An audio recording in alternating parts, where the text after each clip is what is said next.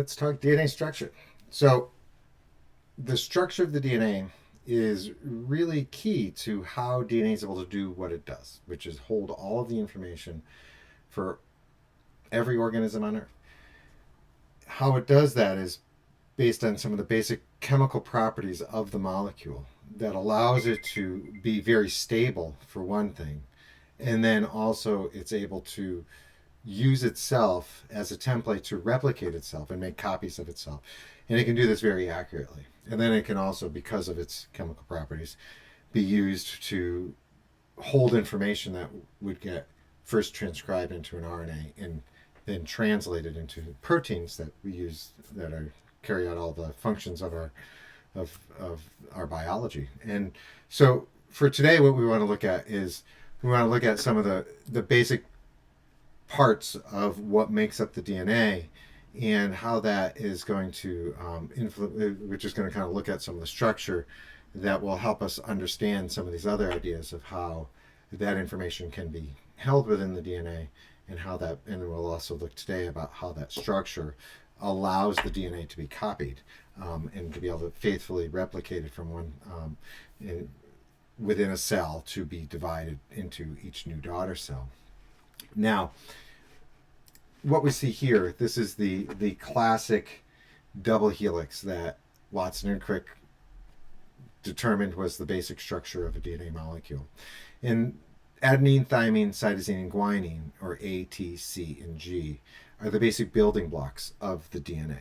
Now, one key principle of DNA is that it's a double helix in which we have two strands of these nucleotides, A, C, T, and G, that are wound together. And it's the way that these two strands interact that gives DNA its unique properties to carry out the different functions that it has and to allows it to be replicated. So what we're going to look at today is some of the basic structures of what makes up these nucleotides, and then how the DNA is able to be used as a template to make new copies of itself during DNA replication. So the basic structure of DNA at its heart is a deoxyribose sugar. Okay, so a ribose sugar is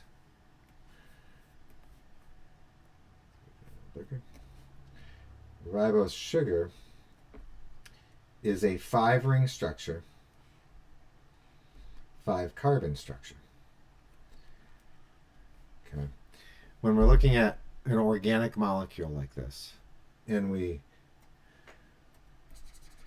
we're looking at an organic molecule like this, and we see lines that are connected together, at the lines, we're going to assume that there's a carbon. Okay.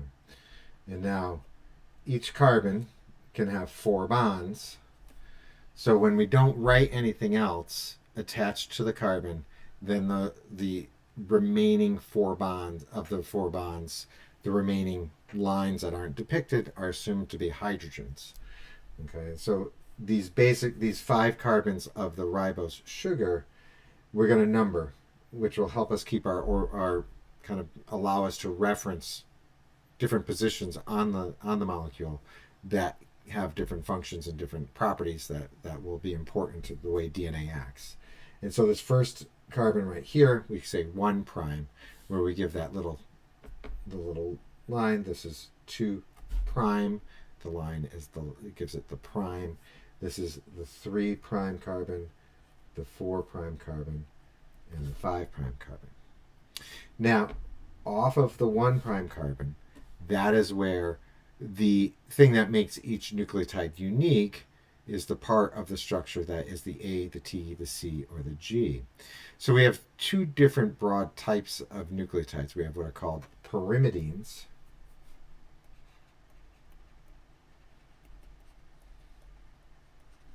and we have purines. Now, pyrimidines are our cytosines and our thymines, and then we're talking RNA, also uracil, or U.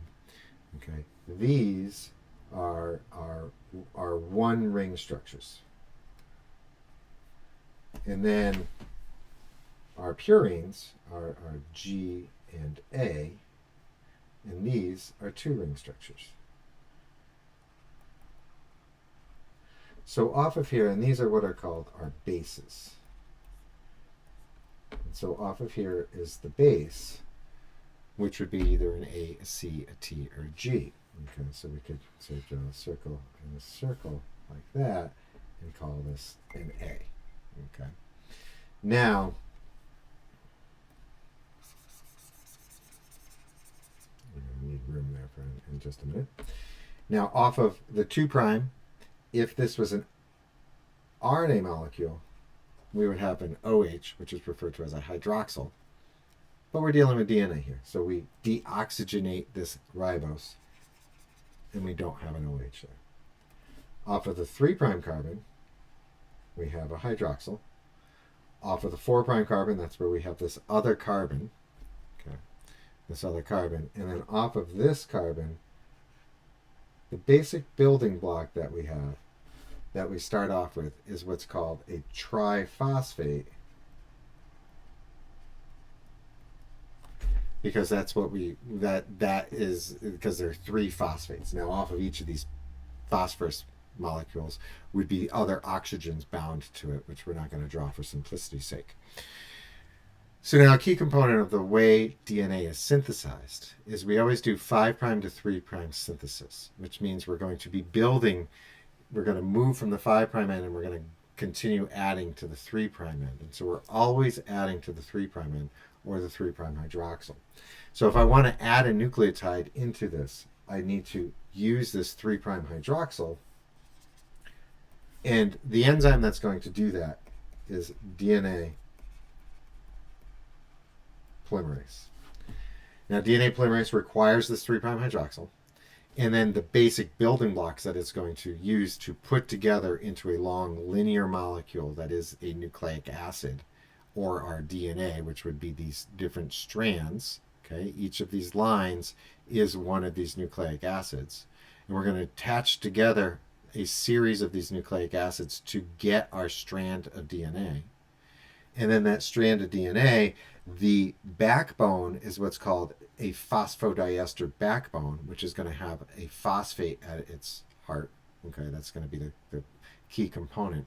And then the base is going to be in the center, running down, making the rungs of our ladder. So now, if I want to add, to be able to attach a series of these nucleotides, I'm going to have a 5' end of a new nucleotide of that triphosphate get covalently linked to this hydroxyl. So if I have a new nucleotide coming in,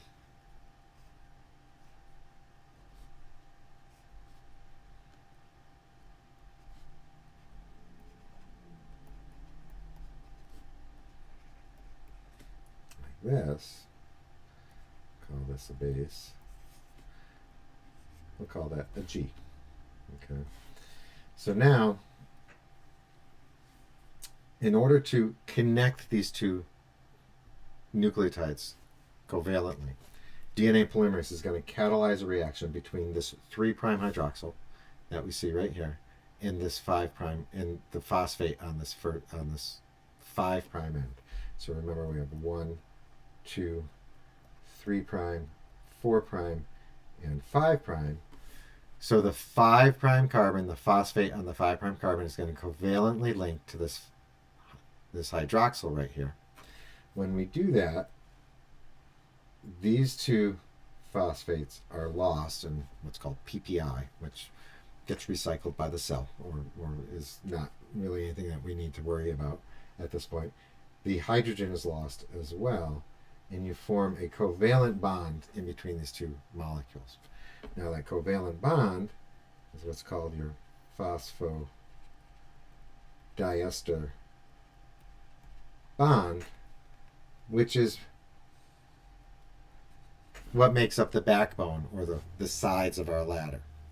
So now, when we have these molecules, 2 strands of these nucleic acids coming together, if you notice, what we have here is we have a 5' end and we have a 3' end.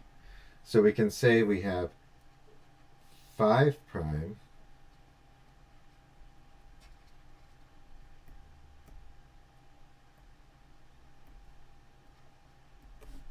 and we go down that way, we're going to have a 3' end of our molecule.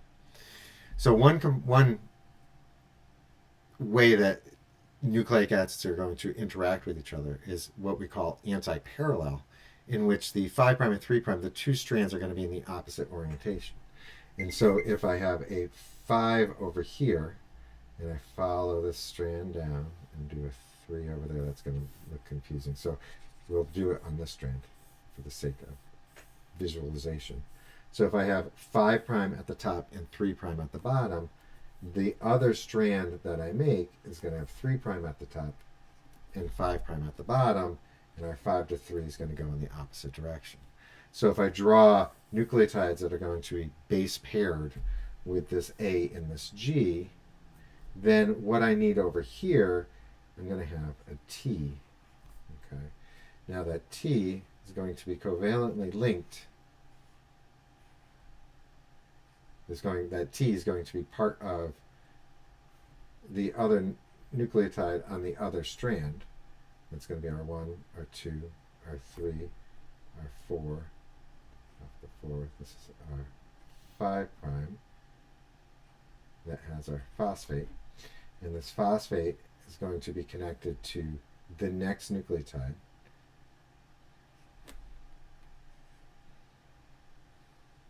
So let's draw a circle here to give myself some bearing.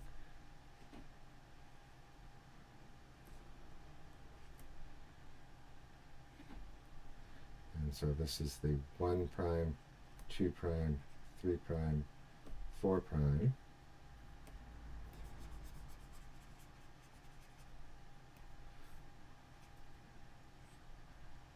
5', and that's where our phosphate is. So we have 5' to 3' in the opposite direction. That's what we call antiparallel, and what we're referring to is we're referring to the 5' carbon to 3' carbon, to 5' to 3'. So one end of the molecule has a 5, the other end of the molecule has a 3. The relationship of this 5 to 3 direction is the opposite over here. 5 to 3 is in the opposite direction. Now, the way that the base pairing occurs, if you notice over here, we have adenine, thymine as the green and the pink, cytosine, guanine is the red and the blue, and you'll see the red and the blue are always paired together. The green and the pink are always paired together.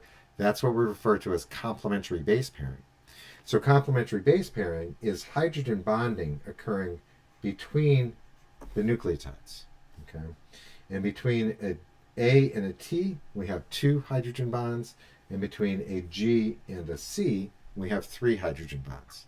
Now, hydrogen bonds are low energy bonds, so it's easy to disrupt these hydrogen bonds and separate the 2 strands of DNA into 2 separate single strands. But it stabilizes the molecule to be double-stranded and to have this complementary base pairing through hydrogen bonding. And so if the molecule can hydrogen bond with an A to a T and a G to a C, it's going to do that. Okay? And the key to the way DNA replicates, the way DNA is going to encode for information, is this idea of complementary base pairing. Because what we're going to do in replication is we're going to be able to separate these 2 strands of DNA, and I can use this left side to remake the right side. Because wherever I have an A, I'm going to have a T. Wherever I have a G, I'm going to need a C. Likewise, I can take this right side and use it as a template to make the left side. So wherever I have a T, I have an A. Wherever I have a C, I have a G. That idea of complementary base pairing and reading a template strand of DNA to either make a new strand of DNA or to make an RNA, when we're talking transcription, is what's going to give DNA a lot of its power to be able to do stuff. All right, so now what I'd like to do is I'd like to look at how we're able to take this helix, we're going to open it up, and we're going to make what's called a replication bubble to be able to copy the 2 strands of DNA. And when we're doing this, what we're doing is we're going to break the hydrogen bonds in between the 2 strands. We're going to separate these 2 strands from each other. When we separate these 2 strands from each other, we're going to expose the A and the G's and the C's and the T's. And then we can use that for the DNA polymerase. We'll be able to use the A here to be able to know it needs to incorporate a T. Okay, so to create a replication bubble in DNA, say we have a segment of DNA, we're going to have a spot on the DNA that we call the origin of replication. This is going to be a specific sequence of DNA that proteins have evolved to be able to bind onto and identify as this is the spot that we're going to start replicating our DNA. And at these spots, there'll be multiple in a eukaryotic genome. There's going to be many of them across the length of the chromosome. And at each of these spots, what's called the origin recognition complex is going to bind onto these origins of replication, break open those hydrogen bonds, and expose those base pairs that we just talked about, to be able to expose them so that DNA polymerase can come in and make a new strand of DNA. Now, so when that happens, it's going to pull the strands apart. It creates what's called a replication bubble, in which the DNA is opened up, exposing the bases. Okay, and now the DNA is going to have directionality in the sense that we have a 5' and a 3' end. And so now you can envision that we're going to say have A, T, T, C, T, G, all the way down. Okay, and if I have an A there, I'm going to have a T here. I'm going to have an A there. I'm going to have an A there. I'm going to have a G there. I'm going to have an A there. I'm going to have a C there because of complementary base pairing. Okay, now when I open up this strand in this helix, we're going to have that happen at our origin of replication that we abbreviate with the just saying ORI. It's often how we abbreviate an origin of replication. Now, if my top strand here is 5' to 3', that means the bottom strand needs to be in the opposite orientation. Okay, this could be done either way. I could put a 3 over here and a 5 over there. If that was the case, then the bottom strand is just going to be the reverse of that. It's going to be in the opposite orientation. So I can go 5. I can put a 3' there, and I can put a 5' there. Okay, now that's antiparallel. Now, binding onto this piece of DNA, it's going to be what we call single-stranded binding proteins that are going to be binding onto those single strands to keep the DNA from closing back up on itself, because like I said, if it can complementary base pair, it's going to, because that stabilizes the molecule. But now we've opened up the helix, and we're going to be able to now use DNA polymerase. We'll recruit DNA polymerase to this location and start synthesizing the DNA. Before that, we need a couple other players. Okay, in order to continue opening up this helix in either direction, we're going to have another set of enzymes here that we call helicase. Now, helicase is going to be an enzyme it's going to be a protein with an enzymatic activity that is going to unwind the helix in both directions. So this is what we call bidirectional synthesis, meaning two directions. We're going to be going in both directions, both synthesizing down this way and synthesizing down that way at the same time. Now, another protein that we need with another enzymatic activity, we're going to recruit downstream from this, and this is what we call Topo Isomerase. Now, Topo Isomerase, technically what it does is it relieves torsional strain. What that means is, because as this is a helical molecule, and as we're unwinding this helix, that twisting of the DNA as we pull these strands apart is going to get bound up down from where we're trying to open it up. And like unraveling a rope, if you try to just pull that twisted rope apart, you're eventually going to kind of get a wad of knot that's not going to open any further. Likewise with the DNA, if you don't do something to relieve that bunched up twist there, referred to molecularly as torsional strain, you're going to have DNA replication stalling. Your DNA is going to stop replicating. You're not going to be able to go any further. So what happens is these enzymes topoisomerase at either side of the replication bubble, are there to clip the phosphodiester backbone to allow that strain to relieve itself, and then it reseals the backbone. Okay. The other thing that we're going to need here at each replication fork is an enzyme that carries primase activity. And what primase activity is going to do is, when we talk about DNA synthesis and we talk about the DNA polymerase is going to add a new nucleotide to the 3' hydroxyl. So when I drew this nucleotide getting added to this other one, I now have a 3' hydroxyl to bring in another nucleotide. And then and when I add that one, I'll then have another 3' hydroxyl to add another nucleotide. DNA polymerase requires this 3' hydroxyl. It will not be able to make this bond without that 3' hydroxyl. So once we've opened up our helix like this, there is no 3' hydroxyl for DNA polymerase to begin synthesis for. So primase is another type of polymerase. It's a RNA polymerase. Now, when you're making RNAs with an RNA polymerase, it's doing the same reaction that we see here of putting nucleotides together with a 5' to 3' phosphate to hydroxyl type of reaction to make a phosphodiester backbone, but it doesn't need a hydroxyl to get the synthesis started. It can just start with a nucleotide and start putting new nucleotides together. So primase is an RNA polymerase that what it will do is it will put down what are called RNA primers. And what an RNA primer is going to do is provide a 3' hydroxyl for the DNA polymerase to work off of. So when we first open up our helix, primase is going to put some primers down. These are going to be short little 10 to 12 nucleotide RNA molecules that are complementary to the strand that they're bound onto. So the strand I drew here is going to be complementary to the DNA it's bound onto. The strand I drew here is going to be complementary to the DNA it's bound to.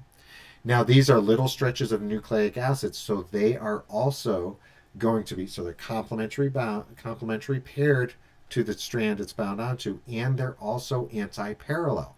So if I have a 5' on the left and a 3' on the right, this little primer is in the reverse orientation.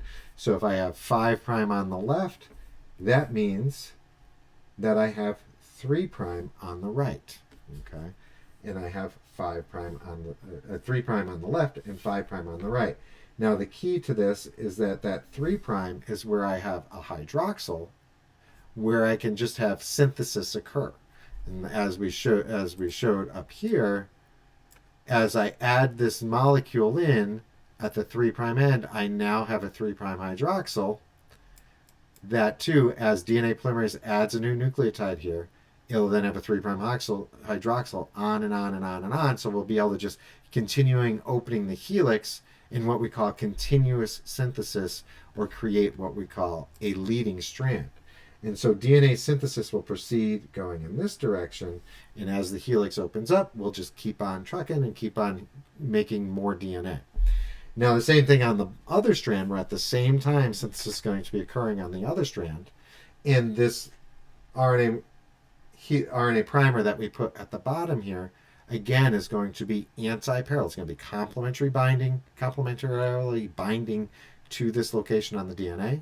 It's also going to be anti-parallel because it's a short little nucleotide or stretch of nucleic acids that is interacting by complementary base pairing. And because of that, in order for that to happen, it needs to be in the opposite orientation than the strand it is bound onto. So if I have a 3 on this side and a 5 on the right and a 3 on the left, then this little piece of RNA needs to be in the opposite direction.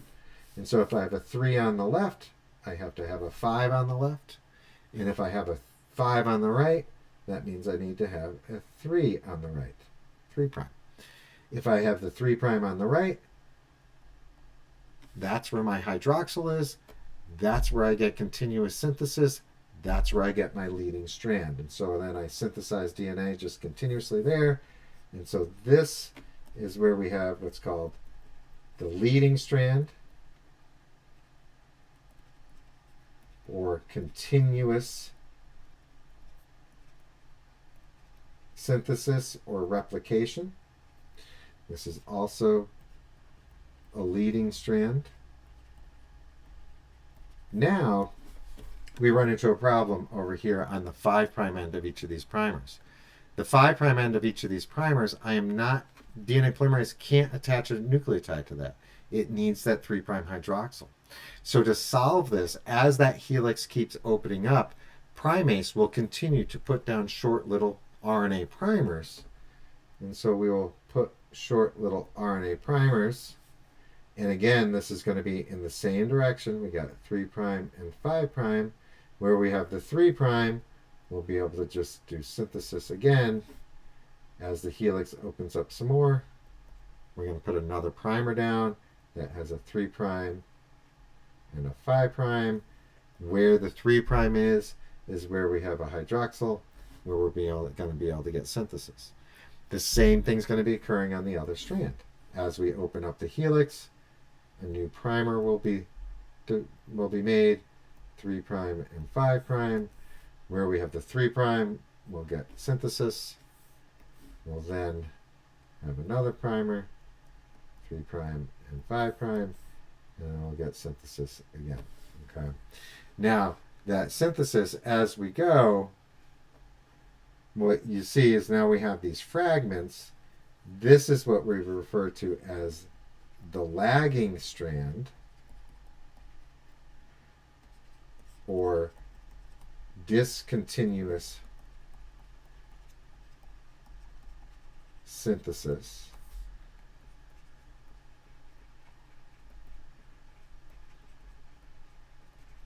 And these are what we refer to as Okazaki fragments. Okazaki fragments, named after the scientists who discovered them. So it's in this way that the DNA, because of the basic chemical structure and the way that these nucleotides interact with each other, is what allows us to create two brand new strands out of an existing double-stranded helix. And so at the end, what we'll end up with is this top strand is going to be identical to the bottom strand. The next steps would be we would remove these RNA primers. Okay, that would be done with the DNA polymerase and its exonuclease activity. That DNA polymerase would then fill in the gap that was created by pulling out those primers. We'd end up with little nicks. That's where the enzyme ligase comes in and seals up the nicks in the phosphodiester backbone. And in the end, we'd have two identical molecules that started from a single molecule. As we expand on this basic idea, this same general principle is what we're going to use when we're talking about RNA synthesis, and we're going to be making an RNA off of a DNA. We're going to do the same thing. We're going to open up the helix. We're going to use, only in that case, one side of the helix as a template to make an RNA molecule. But we're going to be doing the same exact thing. We're going to use complementary base pairing to guide the synthesis of the RNA. Okay, A to T, or in the case of an RNA, the T will be a U. G to C, okay, complementary base pairing. And we're going to be using one strand as a template to read and make an RNA. In this case, we're using both strands of the DNA as a template to make an entirely new copy of DNA. So that's how the structure of DNA is able to its basic structure is able to provide that ability to copy itself, and it's also how we'll be able to use it to be able to hold the information and to be able to realize that information through the process of transcription followed by translation. So hopefully this video helped. Let me know. Give me a thumbs up if it did. And with that, we'll move on and happy organic chem and molecular biology. Yeehaw.